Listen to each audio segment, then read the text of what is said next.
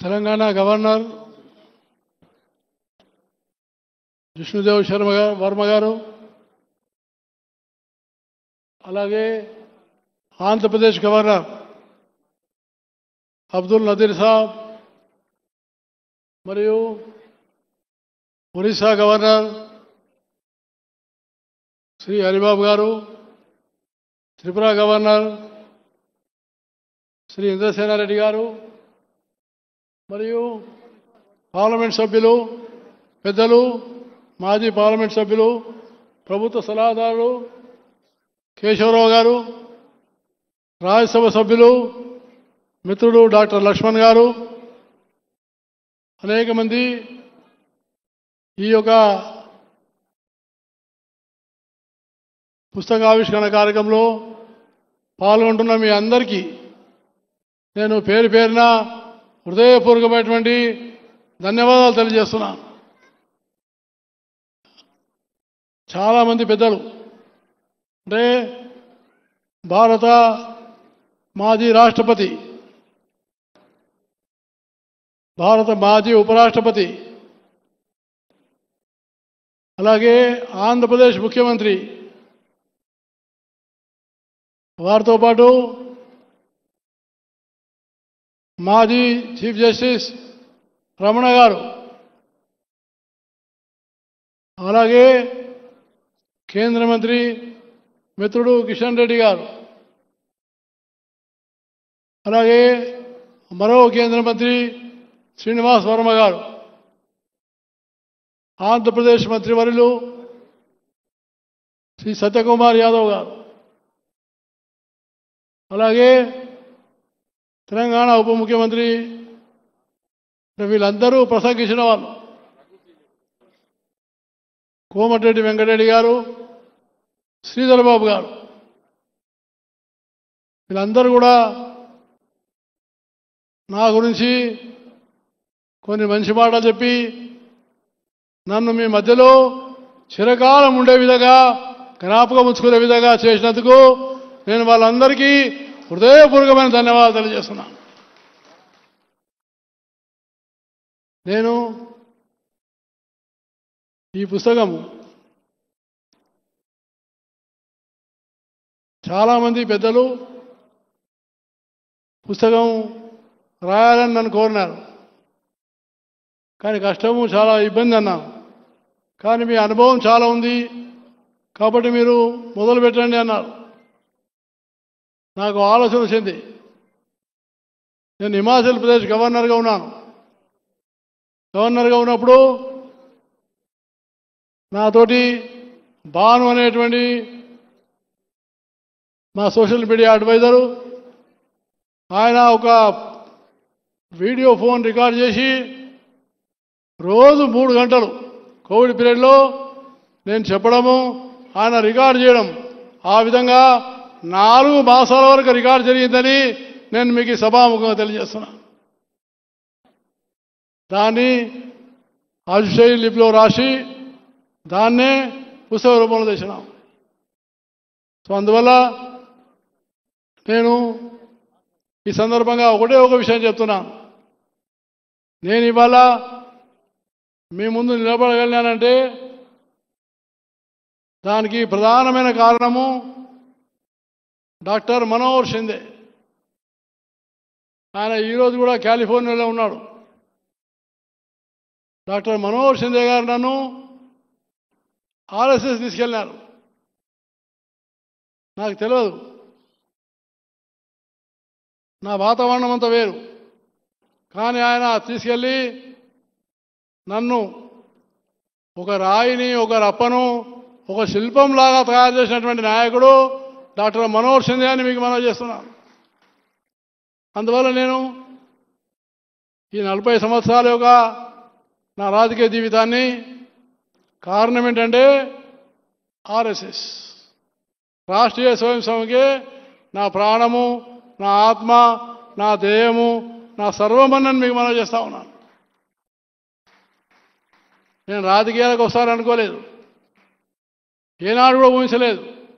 కానీ ఇక్కడ సన్మానం చేసినటువంటి రామారావు గారి శ్రీమతి రామారావు గారు ఆయన బలవంతం చేసి సంఘ పెద్దలను కోరి నన్ను రాజకీయాల్లో తీసుకొచ్చినటువంటి నాయకుడు వి రామారావు గారు, బంగారు లక్ష్మణ్ గారని నేను మీకు సభాముఖంగా తెలియజేస్తున్నాను.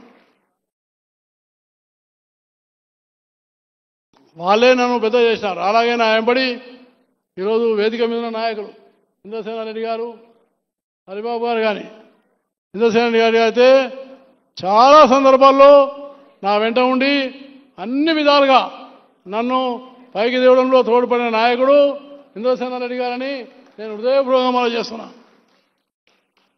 నేను ఎందుకు చెప్తున్నానంటే, నేను ఎంపీ అయినా, కేంద్ర మంత్రి అయినా, గవర్నర్ అయినా, ఏదైనా కూడా దీనికి కారణం ఏంటంటే నిరంతరం మనం పరిశ్రమ చేయాలి. రాజకీయాలు వృత్తి కోసం కావు, రాజకీయాలు వ్యాపారం కోసం కావు, రాజకీయాలు సమాజం కోసం పనిచేయడమే రాజకీయమని నేను ఆ రకంగా ప్రజల్లో మమేకమై పనిచేసినాను.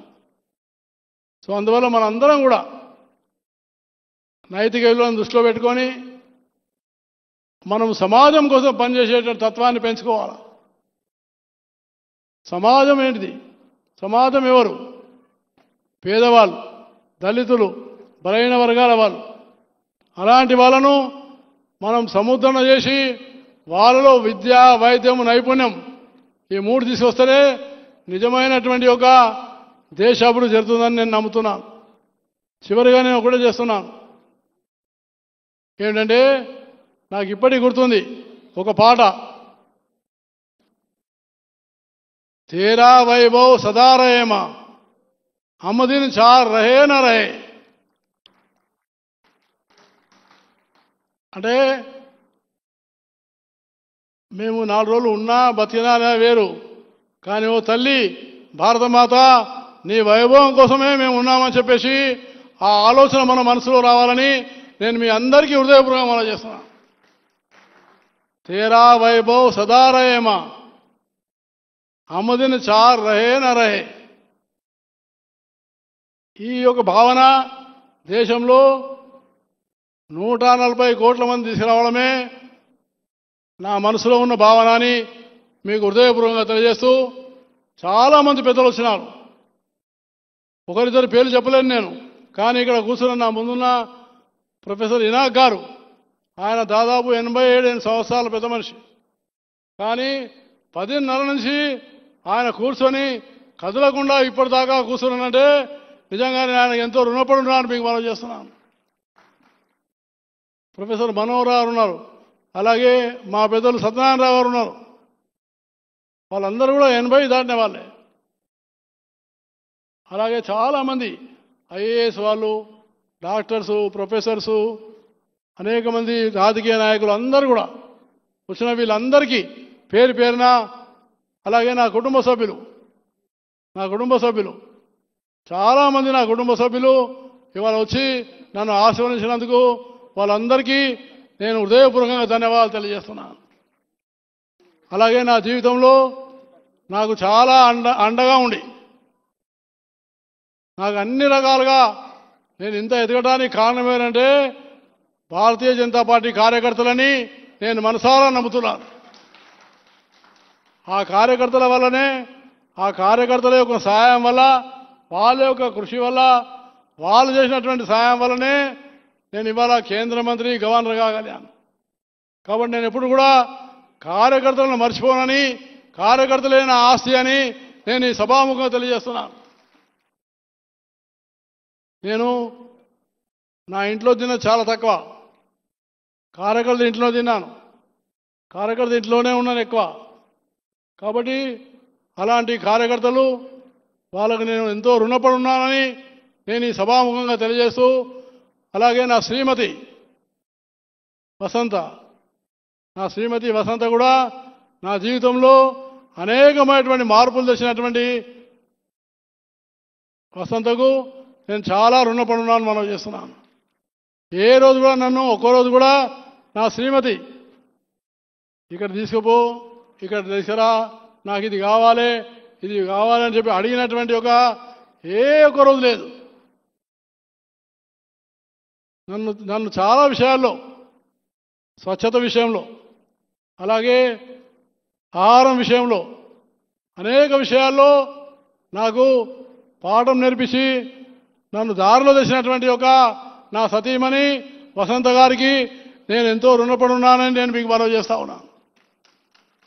అలాగే నా వెంట ఉండి నా కొడుకు వైష్ణవ్ ఆకస్మికంగా మరణించినప్పటికీ నాకు కొడుకుగానే నా బిడ్డ శ్రీమతి విజయలక్ష్మి అండగా ఉండడము నాకు చాలా సంతోషంగా ఉందని మనం చేస్తున్నాను. నాకు ఆ రోజు చెప్పింది మా బిడ్డ, నానా కొడుకు పోయిందని బాధపడకు, నేను నీ కొడుకునని చెప్పి మా విజయలక్ష్మి చెప్పింది. ఆ ధైర్యంతో నేను ముందుకు వచ్చాను. కాబట్టి నా యొక్క బిడ్డ విజయలక్ష్మి, నా శ్రీమతి వసంత, అలాగే మిగతా కుటుంబ సభ్యులు నాకు తోడ్పడిన వాళ్ళందరికీ మరోసారి నేను ధన్యవాదాలు తెలియజేస్తూ, అలాగే ఈ కార్యక్రమ నిర్వహణ సందర్భంగా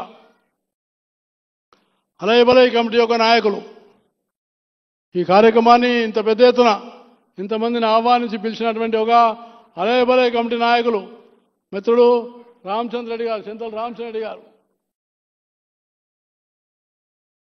అలాగే మా యొక్క జనార్దన్ రెడ్డి గారు, శంకర్ యాదవ్ గారు, వారితో పాటు శ్యామ్ సుందర్ గౌడ్ గారు, గౌతమ్ గారు,